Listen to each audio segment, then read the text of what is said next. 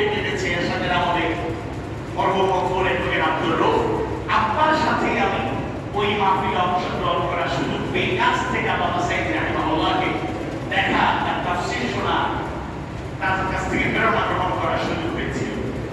দ্বিতীয় সাক্ষাৎ হয়েছে 1 জানুয়ারি 2010 সালে মেরাবাজারে ঐতিহ্যবাহী প্রতিষ্ঠান জামিয়া স্কুল এন্ড কলেজ, যেটা আপনারা চিনেন, ওই জায়গায় ছাত্র সংগঠনের সাথী সমাবেশ ছিল এবং সৌভাগ্যক্রমে তার কাছে বসা, মঞ্চে বসা, শুধু তাই না, তার নামটা ঘোষণা করার দায়িত্ব আমার উপরে এসেছিল।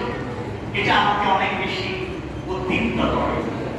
3 নম্বর সাক্ষাৎ একই মাসে 2010 সালের 16 জানুয়ারি দিবাই মুকেবাদ এর প্রতিবাদে আলিয়া মাদ্রাসা ময়দানে একটা মহাসমাবেশ হয়েছে।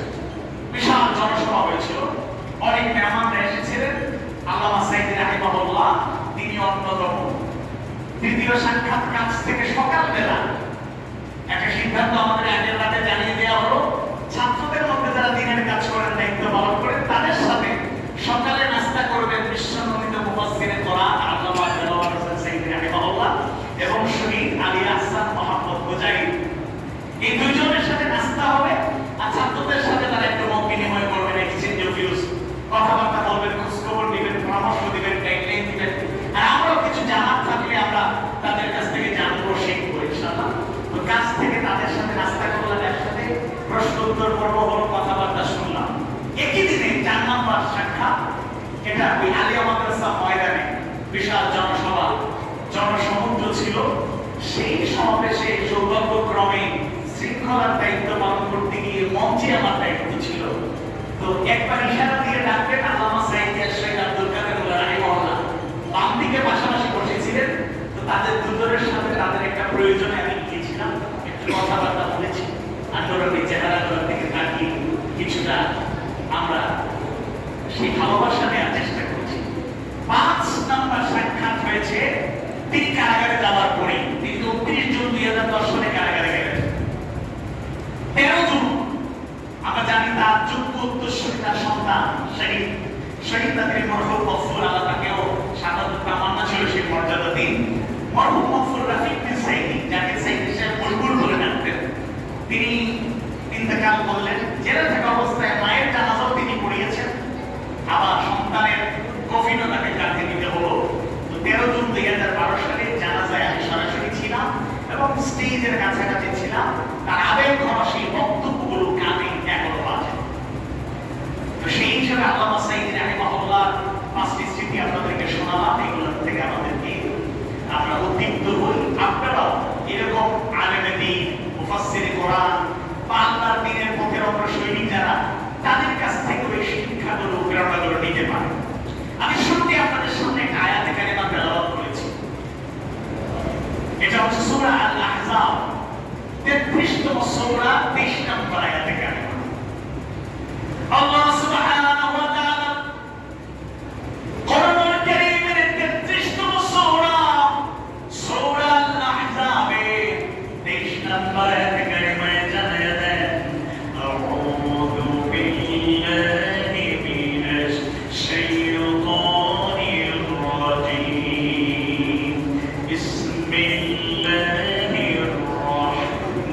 রাহমানির রাহিম, মিনাল মুমিনিনা রিজালুন সাদাকু মা আহাদুল্লাহ আলাইহি ফামিনহুম মান قضى نحبه ومنهم من ينتظر وما بدلوا تبديلا।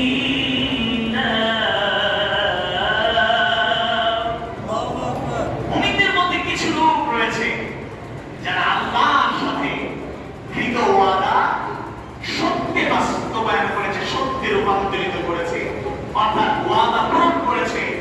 তাদের কেউ কেউ ব্যাখ্যায় বলা হয়েছে যুদ্ধে শাহাদাত বরণ করে তার দায়িত্ব পূর্ণ করেছে, আর কেউ কেউ শাহাদাত বরণের প্রতীক্ষায় রয়েছে, তারা প্রতিশ্রুতিতে কোনো পরিবর্তন করেনি। এই আয়াতের ব্যাপারে তাফসীর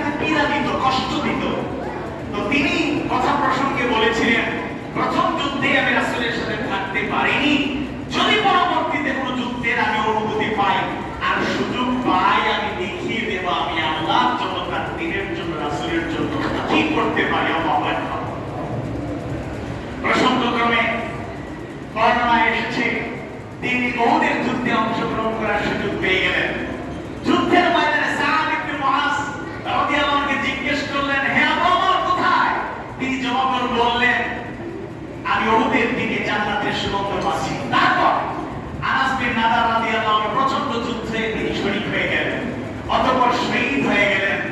বর্ণনায় পাওয়া যায় তার গায়ে শরীরে ৮০টির বেশিও আঘাতের চিহ্ন পাওয়া গিয়েছে। আল্লাহু আকবার। এটা বুখারীর ৪৭৮৩ নম্বর হাদিসে বর্ণনা পাবেন। এই আয়াত দিয়ে বোঝাতে চাচ্ছি আল্লাহর জন্য যারা জীবন বাজি রেখে সংগ্রামে অবতীর্ণ হয় তারা শাহাদাতের তামান্না পোষণ করে। কোন কারণে যদি একটা কর্মসূচিতে অংশগ্রহণ করা, যুদ্ধে অংশগ্রহণ করা, জিহাদ ইসলামে পরিকল্পিত হত্যা করা হয়েছে, তিনি সফল, তিনি ব্যর্থ নন। শুরুতেই যে গজলটা শোনালাম, মরতেই হবে যখন শহীদি মরণ দিবা। মৃত্যু আমাদের নিশ্চিত। বিছানায় শুয়ে শুয়ে আসতে পারে, হ্যাঁ মসজিদে আসতে পারে, ভালো কাজে আসতে পারে, সুস্থ অবস্থায় আসতে পারে, অসুস্থ অবস্থায় আসতে পারে, মৃত্যু আসবে। মৃত্যু থেকে পালানোর সুযোগ নেই, যেহেতু মৃত্যু আসবে। সেই বিষয়ে বলেছিলেন, মনে আছে আপনাদের? বিড়ালের মতো, শৃগালের মতো ৫০০ বছর বেঁচে থাকার কোনো লাভ নাই।